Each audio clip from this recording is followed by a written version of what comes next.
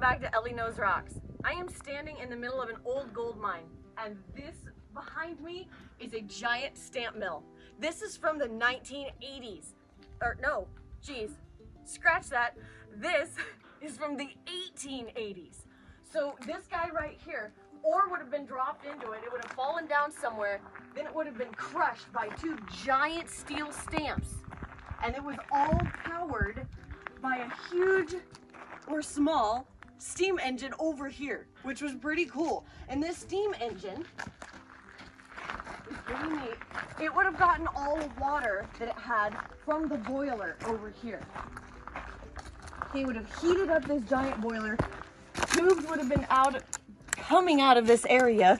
I'm not sure exactly how all of the mechanics worked, but it would have powered this to power that gigantic stamp mill. Now, the stamp mill would have crushed all the material, put it out somewhere in this area, and it would have traveled via maybe rollers or something this direction. Usually back in that time frame, if they weren't using cyanide, they were using mercury to extract the gold. So after everything was crushed, mercury would have been used, put in a tank. Once the mercury had swelled with the amount of gold, they would have taken it to another area where they would have smelted or burnt off all of the mercury. That can be extremely dangerous. You do not want to be around any of those fumes and those gas fumes of the mercury because you can die from it. So that can be pretty scary. Now the stamps from this area are gone. They would have been two humongous metal plates. They would have come down and literally gone using this little mechanism here, literally stamped up and down in order to crush the material. Then usually it would have been slanted off and extracted somewhere else. But this little steam engine right here would have mechanized this area, and there's all kinds of gears. There's kind of a little area where belts would have been, or a chain. It would have attached to the giant gear up above, or that little spindly guy made of wood, and would have all worked using that, just steam, just that little tiny engine right there powered this whole thing. Now these mines are pretty old, like I was saying, from the 1880s, and they've since been reclaimed. This is an actual active claim right now. This area I actually have permission to be on. These are patented claims surrounded by parts of private property. So it was really lucky that I'm actually able to be here because these claims are actually still run by the owners and they've been inherited throughout the generations so that they could continue to work this. Now they have a much smaller operation than this giant stamp mill here, but they still continue to get out micro amounts of gold, and it's a hobby mine now. But that's what mining is. It's a huge passion, and it's a giant passion for me to come out and look at all of the old abandoned mining equipment and what they used to use it for. Isn't this old stamp mill just stunning? All the old timbers and wood, it took a lot of work to put this together.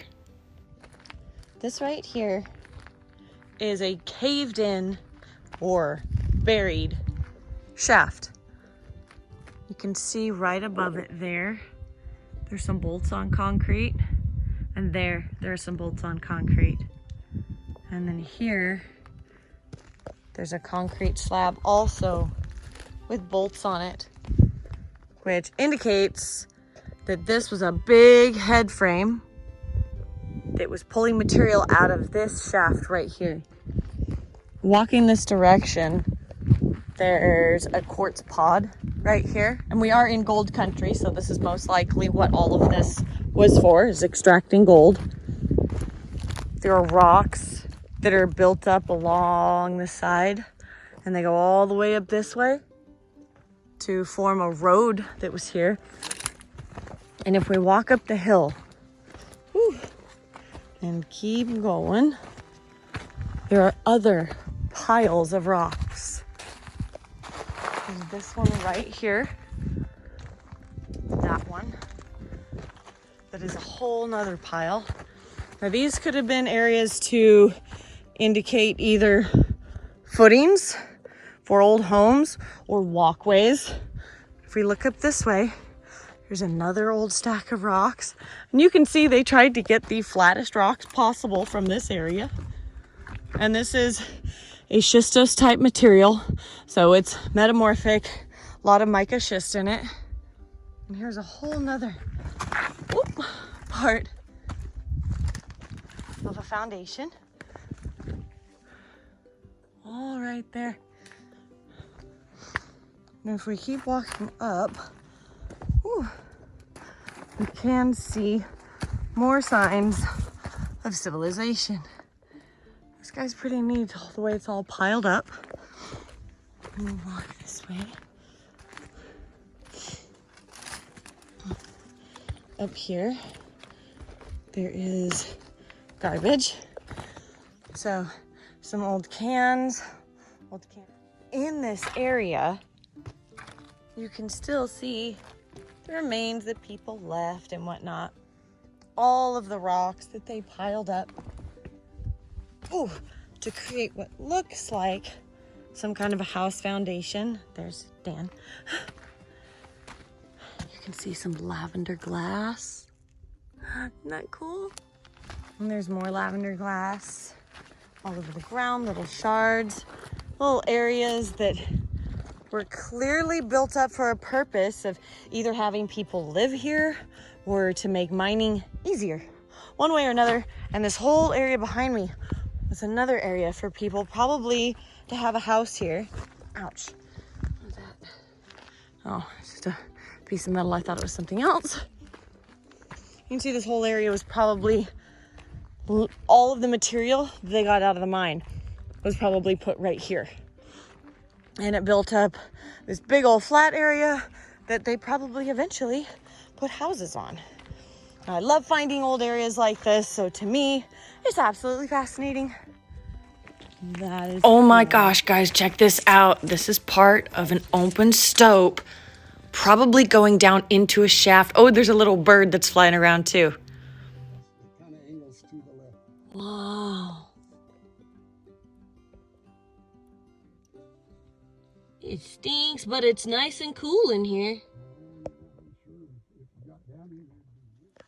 One of the most amazing things, I think, about an old abandoned mine, or old mines in general, is the garbage you can find. This is an old typewriter. Isn't that cute? And then you have a bunch of Prince Albert cans. As you can see right here, old tobacco cans. And then coming up this direction, ta-da! There is tons of garbage. Oh, look, you have a little part of a blue can. What does it say? It's Vicks. So old Vicks Vapor Rub Cream. And oh, look at this little guy. How cute is he? That's pretty freaking adorable. And then you've just got tons and tons of old stuff. Look at this guy. This is an old Clorox bottle right there. That's pretty cool. And then you have more Prince Albert cans, just tons of old garbage and glass. It makes me absolutely excited to see all of this stuff just because I'm that nerd. But you never know what you can find in really old garbage. All the cool little bottles as part of, looks like an old Pepsi can from Phoenix, Arizona. Oh, cool. I don't know what that is. And just, oh, look. Part of that old Pepsi Cola can again. You have some really pretty lavender glass. You guys know how much I absolutely love glass. So this is fascinating to find. Absolutely thrilled to be here. Yeah, this is so cool. I just had to show you guys this awesome garbage pile. So thank you guys so much for being part of my adventure, and I'll see you on the next one.